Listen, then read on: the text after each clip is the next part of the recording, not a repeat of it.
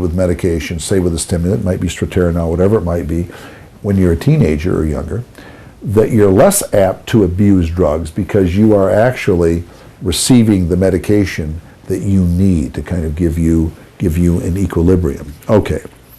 Now, learning disabilities, okay? 20% of adults with ADHD also have learning disabilities, particularly problems like dyslexia, which of course is a big word that relates to reading disorders. It can be not being able to process the words, not being able to remember them, not being able to decode them, all kinds of things. So if you also have this problem, that's also not unusual. And remember this, a lot of people that have reading disorders or problems when they're 40, 50, 30, whatever it might be, often the problem was they never had the building blocks. They couldn't pay attention in school. So they got to hate the reading, they got to hate what they were doing, and as a result, they never really learned how to do things. So I have found personally myself, many people that have scored in terms of a learning disorder, we'll say a reading disorder, processing reading materials very slowly, that they really never learned how to decode words, which is a huge ability. Being able to look at a word and sound it out by the sounds. A lot of people can't do that. And some people that can't do it is because they never learned. They never learned, and as a result, they've been condemned to a life of poor reading, poor processing, poor success by not being able to academically achieve. And a lot of times, it definitely relates to the ADHD. Not always, but there's always things that one can do to counteract any type of a learning disorder, just different types of skills. Like, Sylvan Learning is a place that here's worked with a lot of persons that I've known over the years. There are other places too. Some work with adults, some work with kids. But the main thing is you want to identify areas of concern. Okay, let me just talk here. And I've got some information here from CHADD. This is a group, Children and Adults with Attention Deficit Hyperactivity Disorder. This is a group that I've talked to various times over the years here in the greater Lansing area. And there's a lot of information on the internet, a lot of information regional if you need a group or someone to talk to. But I just want to talk about some of the things that here.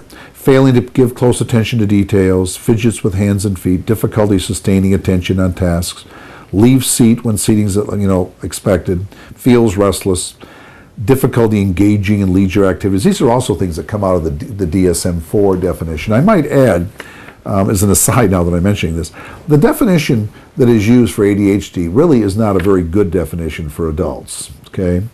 You can use it, but I believe when the DSM-4 is updated, we have a DSM-5, whenever that might be, we will clearly be having a set of characteristics, if you will, that relate more to adults than the things that seem to relate more, to children. But anyway, trouble losing things that are necessary, easily distracted, forgetful, interrupting, intruding on others, self-control problems, working memory, which is a short-term memory, just poor persistence of getting things done. And anywhere you go, you're going to see these types of characteristics. And the funny thing is this, maybe not funny thing, the tragedy maybe, is how many people live a life with these major problems that impede their ability to succeed, with inattention, impulsivity, hyperactivity, and they just get to believe it is their problem. And it's nothing, it's just kind of the natural way to go. And the thing that has always amazed me is how oftentimes it'll be a spouse or a friend that will really encourage the person. I had a person call me, who by the way will be coming in for an assessment here in not too distant future, called over a year ago, graduate student, said, Dr. Baccio, I'm calling because a friend of mine, suggested that I might call you. I said, well, what's the problem? Can't pay attention, sitting in class, daydreaming, moving, hearing every sound. I said, well, that certainly sounds, I can't diagnose you over the phone, but those certainly are primary characteristics of ADHD. Because I always, before people come in to see me, I always try to talk to them and really find out, what we're talking about. Is that really ADHD, or what might it be? Not that I wouldn't see them, but just to get a little, maybe some probabilities on what we're dealing with. And his view is, well, doesn't everybody have these problems? And I said, well, I think a lot of people do have these problems. Are they more difficult for you? Well, I really don't know about that. And it's maybe more just what I need to do. And I said, well, look, I'm still not quite sure why you've called me, because it sounds almost like you're arguing with me. I mean, you can do whatever you want to do. And it says, well, I'm calling because a friend of mine thought I was having these problems and my grades really weren't that good and maybe I should talk. I said, well, I'm glad you're talking to me. I'll gladly help any way I can. Is this something you're interested in looking into? Well, I don't think right now. We'll just have to wait and see what I should. I said, well, fine. Well, anyway, it's like over a year ago. All of a sudden, I get a call again. And this is not unusual, by the way. The person says, Dr. Braccio, we talked a year ago, and I even remembered who this person was. And I said, well, sure. What's happened? Well, not doing well in school, doing worse, having some problems in a relationship, and having problems at work. I said, my goodness, you're having all kinds of issues going on. The person said, well, I think it's about time. I still have my friend who's suggesting it, and a teacher suggest it, boss has suggested it, and my girlfriend that I may lose has suggested it. I think it's time I meet. And I said, well, good. And I made the point to him on the phone. I said, it's really not like it's a sin in the old Catholic Church, or maybe the current Catholic Church too, to have this problem. The key is, what do you do to try, to really overcome it? So we then talked on the phone, and I was just making, comments, and I said, well, you really want to have the right questions too. You haven't even asked me many of the questions. I made the point, well, what are your views about medication? What do you think about support groups?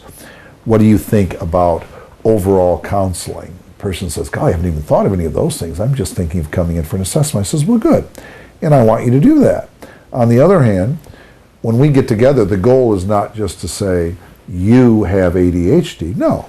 The goal is to try to come up with something that is going to be helpful to you, give you some strategies, give you some ideas that can really help you cope.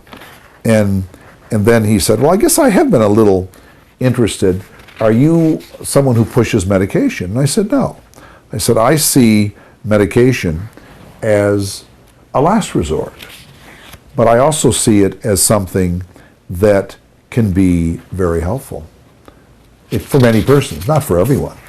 And again, many persons will say, well, I believe that I don't believe in medication. And I say, well, fine. I mean, my point is not to. These are more, I'm getting more away from that situation, just a general discussion.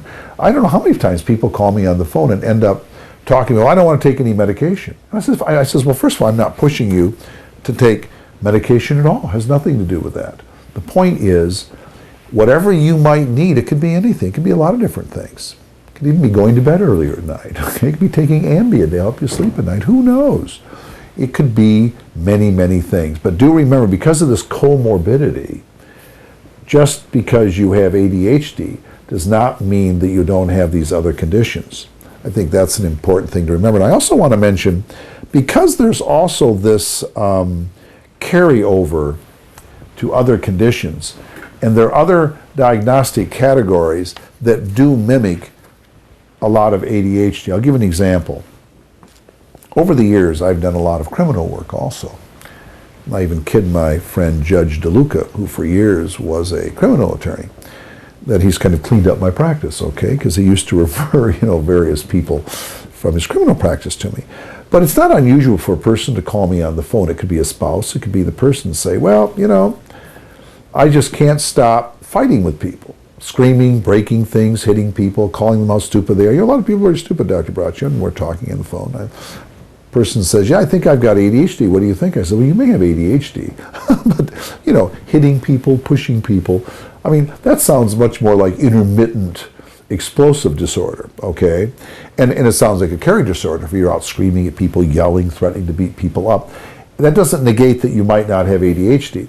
But I think a lot of times people that clearly have a lot of other conditions separate from ADHD are out there with other conditions, then people get confused, because it's also not unusual for a person that will come to see me and say, I feel a little embarrassed, Dr. Braccio, because I really don't believe that I have ADHD like some other people, and I don't want to take all the different medications, that they're taking. I'll say, well, the person, they're taking lithium. Say, well, lithium is not something you normally would take for ADHD. It sounds more like a bipolar. So yeah, this person has these ups and downs and the whole works. So I think if I can make a suggestion to you, that's my goal. Don't be thinking so much about medication. If you're already on medication, then it can be helpful to you. But the main thing is to find out what is the problem. What are the characteristics? Where do you fit? And far more important than any diagnosis is, based on the data that the person, the expert that you see, and the person really needs to be an expert, based on this, what are the recommendations that you have to give to me? They can range from many things. And I will be later talking about, on a different DVD, second DVD, I'll be talking about things you can do to help manage your life, better. Let me do something. I think I'll do something else here a minute too that might be helpful. This is an article that I wrote that's called Spotting Patterns in Adult ADHD. And if you do go to my website, Braccio PhD, Braccio PhD, I have various articles that I've written over the years on ADHD, which you can read in addition to, potentially buying, this, which we already have with this particular set, or the one that I have on, children with ADHD. But this is a spotting patterns. Let me I think I might do, I might even just take a very specific example here and just, read the question and then also give you some or all, a lot of the response. Okay, this is Dr. Braccio. Can you provide us with a broad-based list of symptoms that may lead to an indication of adult ADD? How does a 40-something adult determine if their suspicions that they may have had ADD for a long time, even though they have been reasonably successful in most aspects of their life? Sorry about the vagueness of the question, but knowing that there have been intellectual, comprehension, and social changes for so long has been tolerable due to coping mechanisms that may have developed over time. But with new meds and new knowledge, maybe there is a more free and confident way to live. Now, that's quite a statement. This is obviously an intelligent person. This is obviously a person who has struggled.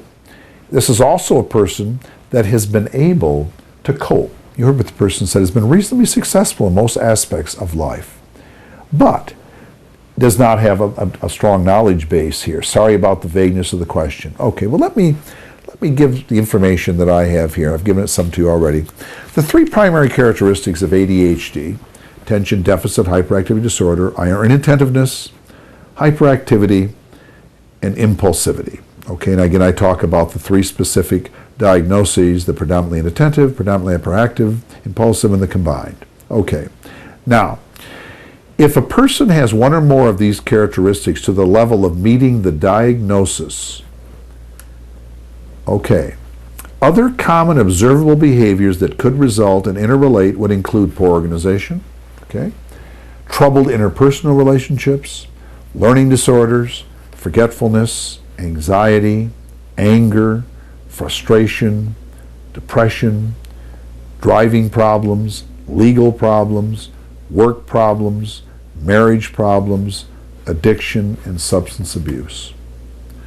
Okay, and as I said, if you over an extended period of time have inattention, impulsivity, hyperactivity, and haven't found ways to cope, and may not even be aware of what they were, then you have a very high probability, as I mentioned, on these comorbid or coexisting conditions, to be there with you, okay? And as a result, this person, in this particular case, appears to just be dealing with the ADD. But in your case, you could be dealing with these other symptoms. Okay, now here, this is another person. That you are an adult and have never been diagnosed with ADHD, assuming you have it, is not uncommon. Remember, I mentioned that to you before. Only until recently, it has been primarily children who have been evaluated and identified as having ADHD. Because ADHD does not go away, many adults are currently being evaluated and appropriately diagnosed with ADHD. Those of us who have done large numbers of these evaluations over many years with both children and adults can tell you many adults with ADHD often has a child with it. And the diagnosis of their children, they often want, after the diagnosis, they often want to be evaluated themselves. Okay, and again, now this is almost more of a summation of what I've been talking about overall. The only way to appropriately diagnose anyone with ADHD is to have a comprehensive assessment done. This would include a developmental history, awareness of any physical problems over time, family history, marital history, educational history, work history, intellectual identification and development, identification of the ADHD hallmark characteristics of inattention, hyperactivity, and impulsivity, as well as the possible consequences that occur in one's life due to having one or more of these characteristics. Even though such an evaluation often requires data from many persons, the primary assessment experts in ADHD are generally psychologists and some psychiatrists. Okay. And in this particular case, this person, it is positive you have apparently learned some coping mechanisms to compensate for any ADHD characteristics you may have. This is a tribute to you. And I'm going to say this to you too. I'm sure many of you listening have been able to learn how to cope. You've learned how to cope in some areas, and hey, be proud of yourself. It's a tribute. This information would be helpful in any comprehensive ADHD assessment you take part. Such an assessment resulting in a diagnosis of ADHD would result in suggestions on how to best cope with your condition. Included could be medication, which can be very helpful, but that would not necessarily be the first choice. As I mentioned before, it ought not to be actually. To build on what you have found to be successful would appear to be a good place to start. And many of you listening have probably learned a lot of things that you've been able to succeed at. Well, build on that and try to do more in the same area. And again, I'm going to be talking about things that you can do to make your life more effective. This would be useful whether or not you actually fully meet the diagnosis of ADHD. The key thing is to get help in areas that cause you some distress and others in your family or work environments. Okay. Many ADHD behaviors can be effectively modified so that people with the condition can feel more secure and successful in coping with day-to-day challenges. Awareness of specific patterns, their degree of pervasiveness and frequency can be very useful in gaining additional skills for successful living. Okay, in some cases, dietary changes, exercise habits are things that can really be helpful. In fact, most of us ought to always try to be as healthy as we can be. Isn't that really true? And do remember another thing. I put this in here. There are many benefits, some benefits to ADHD. For example, it can be highly charged with energy, have an advantage over others if they can channel it into productive activities. In this particular case, it appears that the person has. Now, I think a few final things I want to talk about here. I want to talk about, we'll call them myths. Okay, there unfortunately, there's a situation where many people believe that persons have ADHD because of poor parenting. Okay, well, poor experiences over time. Well, I don't think there's any question that if you grew up in a home where there was poor parenting, and if you're now in a home environment as an adult, whether you're married, whether you have a partner, whether you're living with people, obviously bad environments can lead to problems. But ADHD, these characteristics, this is a physical condition, really has nothing to do with just parenting. Parenting can enhance the problems or can in a positive way reinforce ways to overcome, but that really is not, that's really not true. And the other, that persons on medication will forever be on medication, that's not true either. Many persons go on medication and are able over time, maybe the medication can help them settle down or they can cope, and then they're not going to be, on medication. And people think that people with ADHD are just lazy. They're just lazy people. They don't try hard enough. They really won't do it. Not true at all. There may be lazy people. There are lazy people everywhere, anywhere. The point is, I don't think you're going to find more lazy people with ADHD than you really do, anywhere else. And then another is that people are going to become drug dependent. I mentioned before, and in terms of even abusing drugs, going to other drugs, the gateway drugs. Well, that has really not been, proven to be the case at all. Others believe that ADHD is just related to diet. Cut out certain foods, add certain foods. Well, I think what you eat has a lot to do with who you are, how you behave, what you think. However, there's no data that would really show that diet in itself would directly relate to the condition of, ADHD. So these are the kinds of myths, these are the type of things that are out there. This is a neurological condition.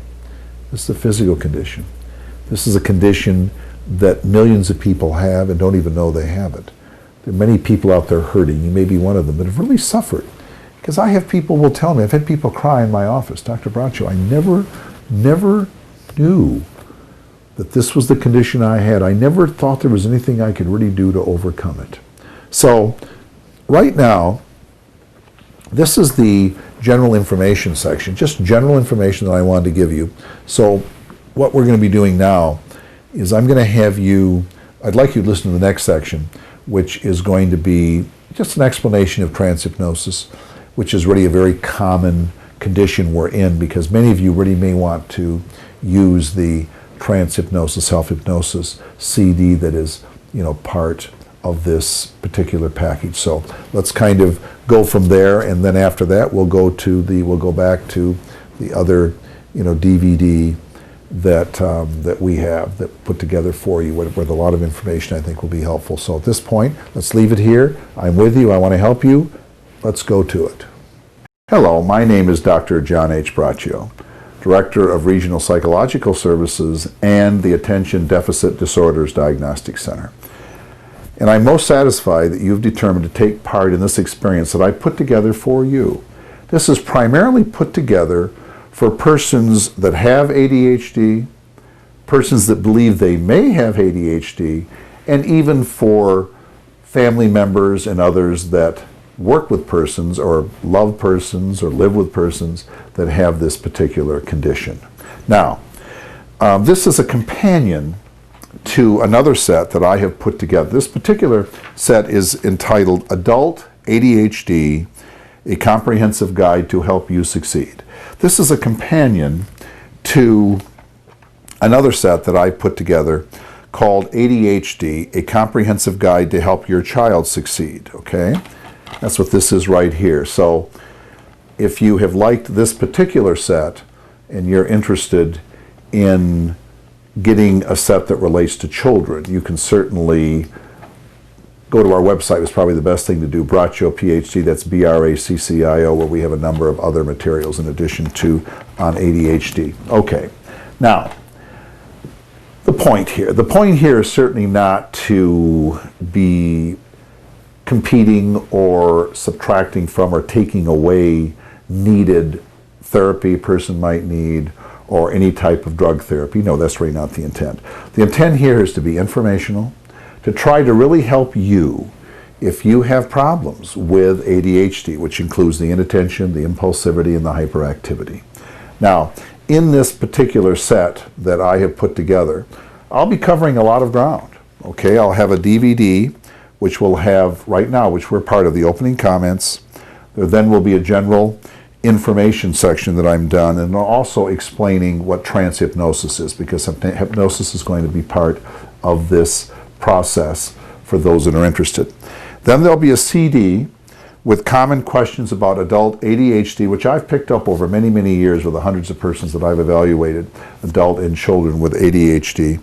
Then there will be a DVD which will have self-esteem in ADHD, effectively organizing your life, which you know is very, very critical, and also a final positive words about getting treatment for your ADHD, what can happen if you do that. And then a trance self-hypnosis tape to help you controlling the ADHD. Now, I think it's important here to recognize that persons with ADHD, and I might add ADD, ADHD, are used interchangeably. The technically correct word is ADHD, which can be persons with inattention, persons with impulsivity and hyperactivity, and also those that have combined. But up until really even the 80s, there was a time that no one really believed that ADHD, that these conditions could continue in adults. Well, that's really not true. And if you've been a person who has been really suffering with these symptoms, with these conditions over the years, and you know how difficult it can be. And we're going to try to put some things together, and I really want to try to help you. Now, I want you to look over here, because a person who has ADHD is often a very creative person, can be very intelligent, divergent thinking. The problem is often the person has trouble with attention, has trouble in interactions with people, can have a temper, can be stressed out, call it what you will. Now my goal is to kind of tame the tiger, okay? Because look at this magnificent animal here, okay? Mighty, the tiger is certainly mighty. And as you know, no one messes with the tiger. A statement I've made in other DVDs that I have done is I was watching Animal Planet, and it mentioned one time that tigers and lions just kind of, they're tired and they go to sleep. people don't go and bother them. Well, I would like you to use all the creativity, all those juices, all that uniqueness that you have through the ADHD condition, which, as you know, has many positive points, to become not a raging wild tiger, but somebody who's really in control. That's what I want for you. In control. Magical words. Relaxed, thinking, organized, putting everything together. Now, another image I always like is the lighthouse. And anyone who lives near water, I grew up in the area of western Michigan where there's Grand Haven, where there's Holland, where there's Saugatuck, many, many, many beach towns, and many, many of the lighthouses. I've also lived in California, been in Miami, and have seen them, but there's very few things more peaceful. And I'd like you, as you start listening to what I have to say, the information I'm going to try and give you, and I'm going to try and load you with current information and really try to be helpful to you, because that's my point here. The point is to really be helpful to you. But I want you to feel peaceful. I want you to feel that you're in a lighthouse environment where you're safe, where you're calm, where good things are happening to you. I think that's important. And I think the transhypnosis, which is really deep relaxation, and I'll be talking about that more, but that can help you relax too, be more peaceful, learn how to keep things in control. So, right now, some opening comments. I want you to be like our tiger friend over here, but relaxed and in control and peaceful like the lighthouse. But I can guarantee you, if you really try to work at what I'm suggesting and try to learn this information, which is out there, that you can really tame the tiger, you can be in control, you can be much better organized, you can have less problems at work, you can have less problems at home, you can have less problems in relationships with other people. You can be in control. I want to help you. So now let's get on to the general information section of this DVD, and I'm really happy you're here, and I really want to try to help you.